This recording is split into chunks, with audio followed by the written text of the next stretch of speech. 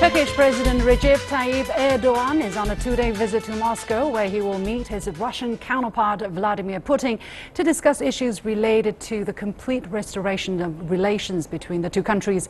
How successful is he likely to be? And we've been given rare access into China's Supreme Court, where I was surprised by much of what I saw there. Welcome to The Point. I'm Liu Xin.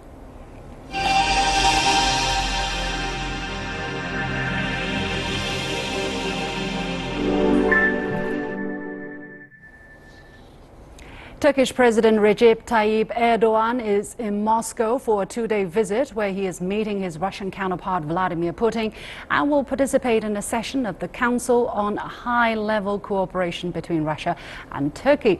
The two sides will discuss issues related to the complete restoration of relations after the November 2015 crisis, when Ankara shot down a Russian fighter that it claimed had violated Turkey's airspace.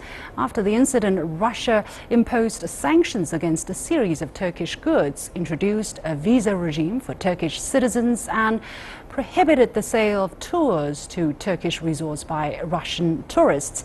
However, despite the formal improvement of relations, the visa regime for Turkish citizens is still in effect. Sanctions on a series of Turkish goods also remain in place. Now, all these issues amounting to a full restoration of relations are expected to be raised during Erdogan's visit.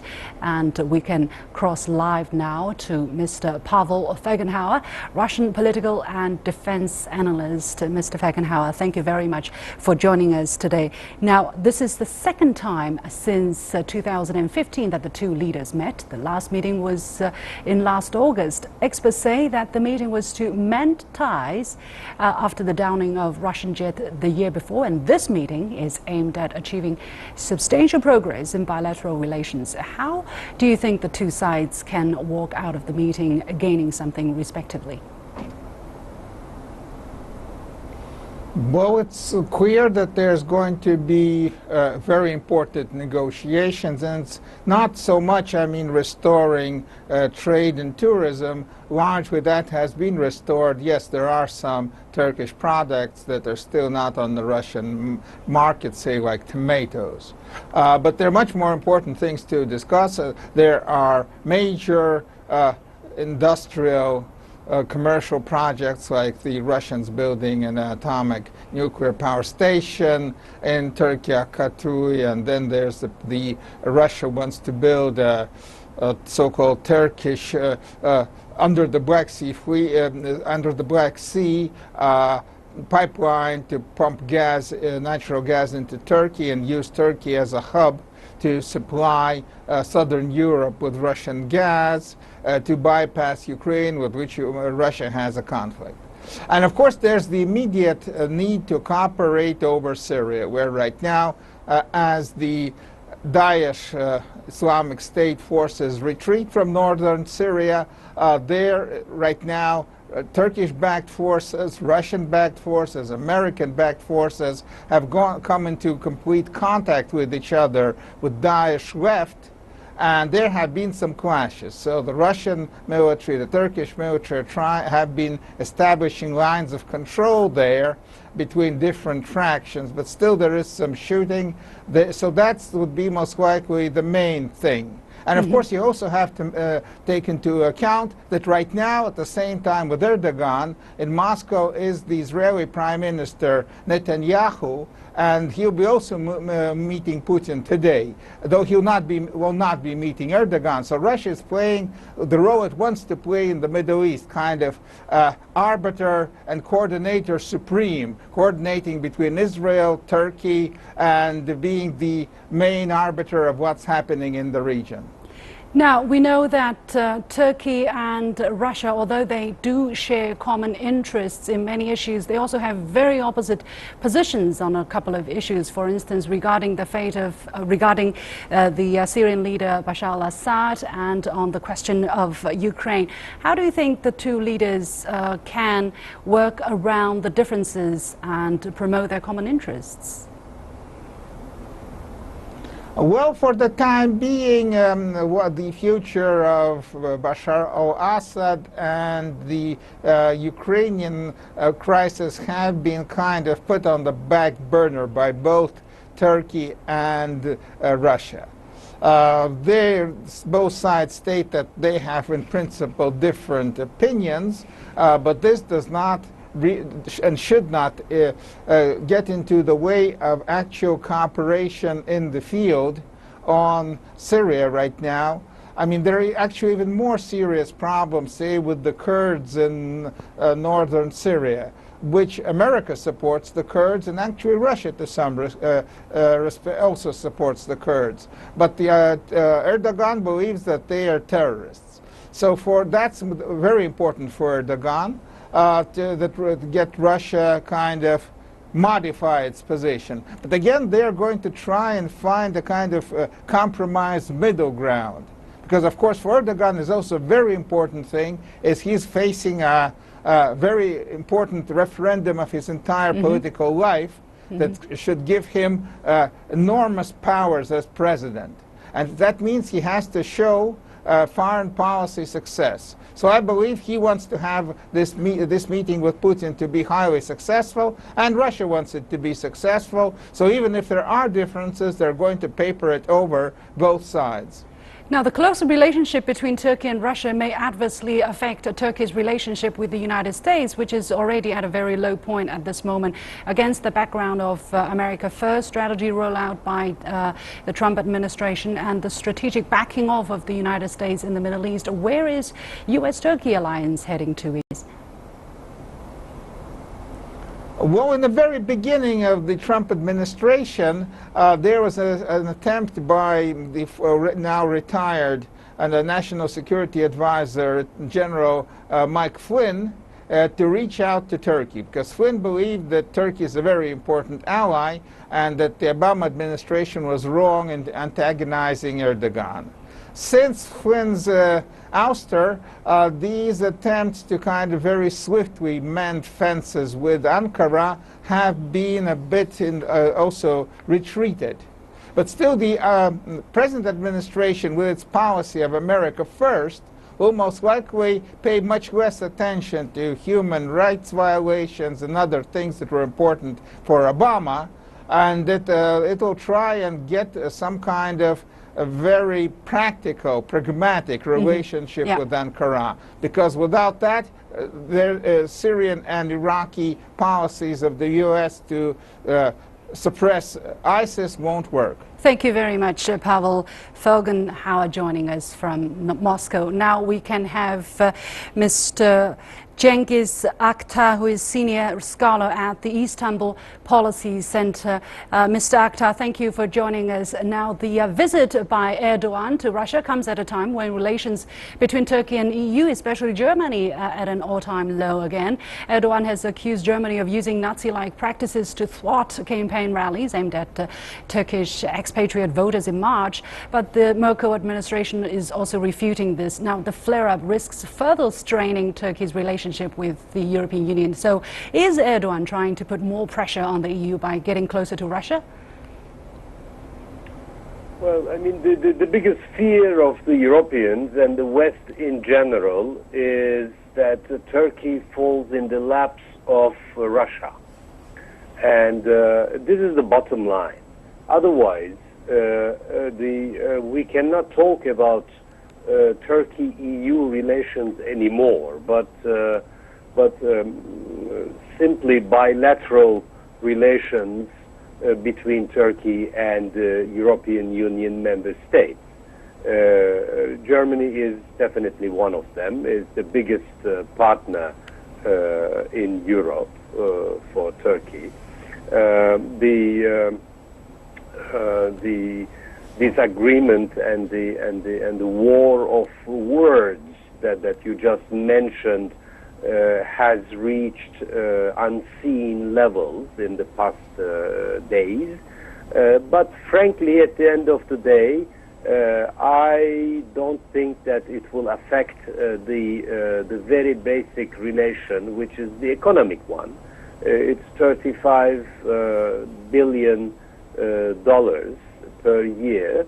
I was just reading in the newspapers a few minutes ago that a major arm builder in Germany is ready to go in a joint venture with a local Turkish company very close to the government to build attack tanks in Turkey. So I think this is really realpolitik. But as far as the EU relations of the country are concerned, as I mentioned in the beginning of the talk, they are totally irrelevant now. Nothing happens, and I don't think anything concrete will happen in the months and years to come, as long as Turkey is heading towards a totally, I would say, non-European direction in terms of freedoms and fundamental rights. Yeah, Mr. Akhtar, tell us a bit about the kind of talks that were going on concerning giving Turkish citizens visa-free travel to Schengen states. I understand these were proposed to Turkey last May as a kind of compensation to Turkey, in return holding back refugees entering through Turkish territory to Europe. What is the latest on that front? Unfortunately, this deal was negotiated by and it looked right from the beginning very unrealistic. And I was one of the few in the beginning when it came out to declare that that this deal was totally unfeasible. And today, people not even mentioning this visa waiver for 80 million Turkish citizens for the Schengen area. So I think it's a closed file, and I don't think in a near future it will come back again. The problem is that for those groups who are really in need of a visa travel, like the businessmen and the academicians, and they are, unfortunately, they are the losers of this deal, which was wrongly negotiated. Europeans have given unrealistic hopes, and they were totally incapable of, going ahead. Thank you. Thank you very much, Mr. Cengiz Akhtar. We have to leave it there. Thank you for joining us from Istanbul. And you have been watching The Point. I used to go to Turkey regularly. Actually, a couple of years ago, the economy was vibrant and booming. But over the past few years, its GDP growth rate has fallen from almost 9% in 2011 to just 4% today. And 2016 was the country's worst performance since 2009. Now, there are geopolitical factors and domestic political factors at play, which are creating an unfavorable environment for economic development, and it saddens me to see the promising momentum of that country taking a downward turn. As Chinese Premier Li Keqiang was again stressing just a couple of days ago, the priority of a government should really to make the best environment for domestic development, and the rest should follow on. That was just some random thoughts. You have been watching The Point. I'll be back right after this. For years, China's judicial reform has always been highlighted during the annual MPC and CPPCC sessions. This year, ahead of the president of the Supreme People's Court in China delivering his report to the national legislature, I went to the highest court of China and had a walk with Zhang Yongjian, chief judge of the 4th Civil Division. This was the very first time that CGTN's cameras were allowed into this compound. In China, the courts are not just responsible for ruling on cases, but also in their enforcement, and that takes up a lot of resources and is a priority in China's judicial reforms. Judge Zhang showed me how various measures have been put into place to strengthen enforcement and how smart technology is being increasingly applied to reduce the huge amount of manual work needed in the legal process. This is the Command Center for Enforcement of the Supreme People's Court of China, and I'm greeted today by Chief Judge Zhang Yongjian of the Supreme People's Court. Judge Zhang, thank you for having us today. Glad to meet you. Welcome to Supreme People's Court. Thank you. It's an honor. It's my very first time. Indeed, and this is a very fascinating place with a huge screen. Tell us a bit, what is this command center and what are the responsibilities here? So actually it's very impressive, I believe, and we have a lot of visitors from outside China, our colleagues from the foreign courts, and they are shocked. And what are the shocking elements here? Yeah, so actually, you see, it is supported by a very strong network and connected to all the courts in different provinces and different counties. All the courts are connected to this center, and it is also connected to the governmental agency, banks, and it is integrated and to form a very strong and powerful network. This must be the biggest network in the world, because I know that we have something like 3,500 courts and then some 9,000 grassroots courts. We also have thousands of banks in China. Is it possible that everything has been included in this network? Yeah, exactly. It's the largest the system of this kind, and from this screen, from this page, you can see the case numbers, the information of cases we received, and the cases we concluded each and every minute. But what is the significance of having such a broad picture of what is going on in the legal system of China? So actually, we have general pictures, and we are trying to take the effective measures to overcome the difficulties in the enforcement. And you see, last year in the National People's Congress, our President Zhou Qiang made a pledge to the deputies in the National People's Congress, and he said we will try to resolve the problems of the difficult enforcement in 2 or 3 years fundamentally. Why is it so difficult to challenge the enforcement in China? So the reasons are very complicated. From the angle of the society, you see, the level of the credibility, the whole society needs to be improved.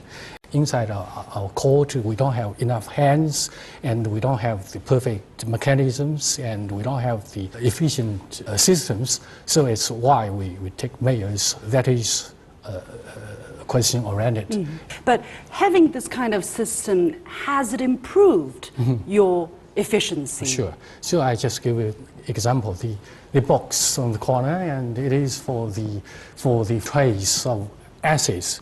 You see, for some defaulters, they are not voluntarily to honor the judgments made by the court, and sometimes they escape the duties and they hide away the assets. So it's very difficult for us to locate these assets, and this system will help you very easily to locate these assets, and then the enforcement could be done. But my question is this: as the Supreme Court of China, aren't you taking care of the small things, the small details of the legal system? I mean, shouldn't you be looking at the bigger picture? So actually, these things, the very big picture, but these tasks should be finished from the details. And actually, we have got a so-called blacklist system. Blacklist system, that means if a defaulter who is able to pay financially, but he refused to honor the judgments, then he will be taken into that blacklist. And this list, the information of list, is connected to a lot of offices, to a lot of departments, to banks, to the customs, to the CAAC offices, railway stations, and these defaulters will be restricted among a lot of things. They are kept away from the flights, kept away from the express trains, kept away from loans. They found very difficult to make activities in the society. Information technology is not only used in the enforcement of judgments, it is in many aspects, many fields of the business of the court. I believe that it will also impress you in a next spot. Okay, I'm looking forward. Shall we go? Okay. So now we are in the China Court Museum, and now we have the exhibition for the fruits and harvest of the judicial reforms. And I'd like to present to you this robot, and just as I told you, the information technology is widely used. This robot is for the case filing.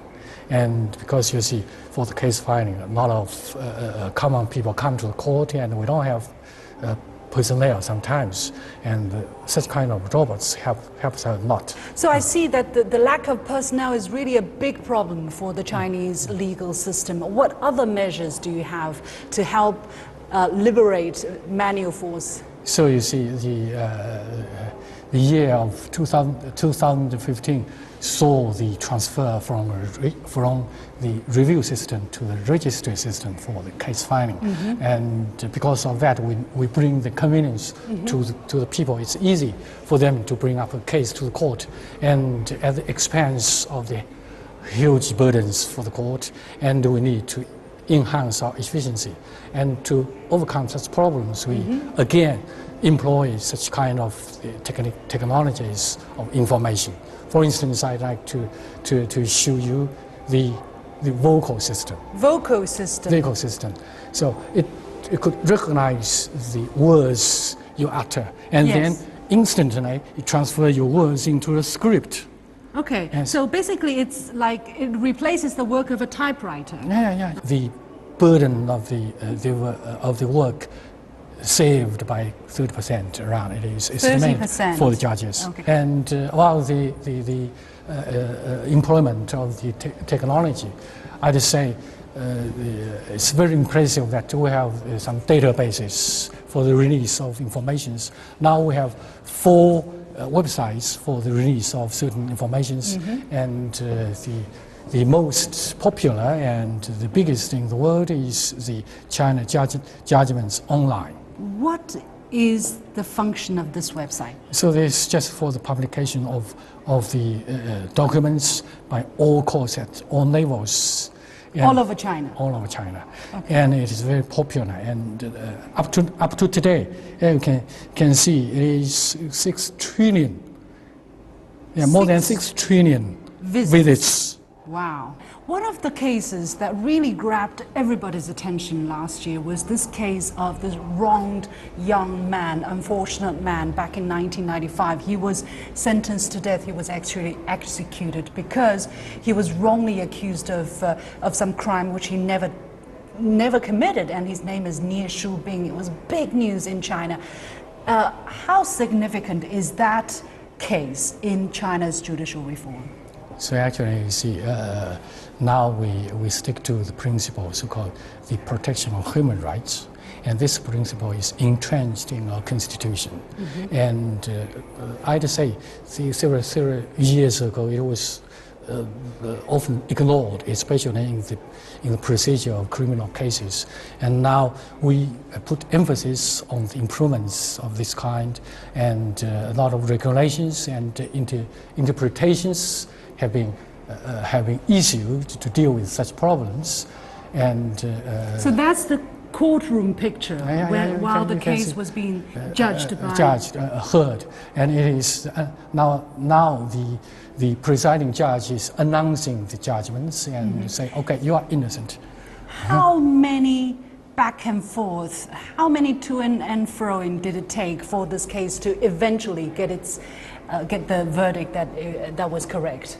So actually, it depends, different from case to case. And for this case, several petitions have been made, and finally it was corrected by the Supreme People's Court.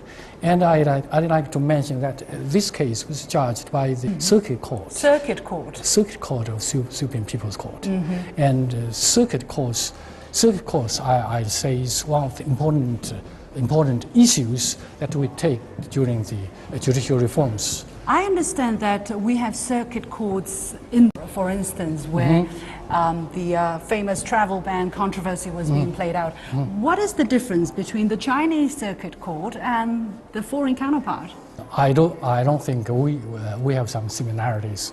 Actually, it's a sub-branch of Supreme People's Court. So the circuit courts are the branches of the Supreme Court that have exactly. that have been located to the provincial levels. You see, the circuit courts are very significant and of meaning a lot of things. We go to the local province or local places. We are closer to the common people. So they say there is a Supreme Court at the doorsteps, and we are closer to the disputes. So it's easy for them to clarify the facts and to make the correct directions. And they are closer to the localities, so they easily get themselves into the investigation of new issues and new problems that arise from the business activities. And what's more important, they are working with the innovation of new working mechanisms that is very efficient. Last year, the judges in the circuit courts, they conclude the cases 3 to 4 times more than their colleagues in the headquarters in Beijing. Chief Justice Zhang, finally, what is the major difference between how Chinese courts function and how Western courts function? So you see, as President Xi Jinping points out, the Chinese People's Court has a mission to have Chinese people the feeling of fair and justice in each and every single case. It is a principle entrenched by the Constitution. The Chinese People's Courts will exercise its judicial power independently without being interfered by other persons or organizations, and we just follow this principle and do our job to the satisfaction of the people, we hope. Thank you very much, Judge Zhang Yongjian from the Supreme People's Court. That's really eye-opening, and I hope all the best in your work in the future. Thank you very much. Thank you. Thank you.